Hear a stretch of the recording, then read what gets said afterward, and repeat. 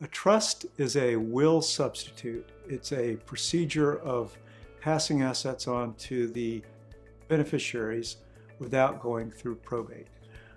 Trust administration is the process of marshaling the assets, gaining control of the assets of a deceased person, paying the bills, paying the taxes, and either passing the assets outright to those that are entitled to it, or carrying it on for a number of years, depending on the trust terms, for the benefit of the beneficiaries. A trustee is required to keep the beneficiaries informed throughout the whole trust administration process.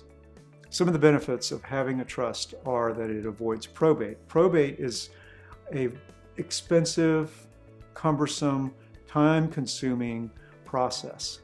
You need to get court permission to do every single thing during the probate.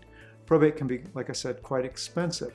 The trust administration can be a lot more streamlined and doesn't require the court permission in order to list and sell property.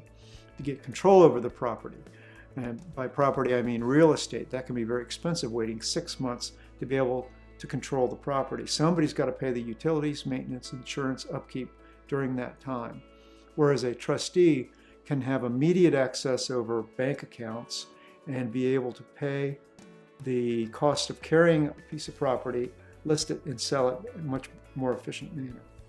Other functions of a trust are being able to handle the assets for an incompetent beneficiary, a minor beneficiary, someone that's on government benefits, and without the trust handling the assets, if it was to go outright to the beneficiary, they would lose their government benefits. Those are called special needs trusts. So the common core of all of those things is they carry on long after the death of the trust creator. Another reason a trust can exist is to keep a beneficiary from getting the assets outright if they have a shaky marriage, or if they're a spendthrift, or if they have a high liability position such as an anesthesiologist or a truck driver. By continuing to hold the assets in the trust for the beneficiary's benefit, it'll protect them from their creditors. It's very good asset protection.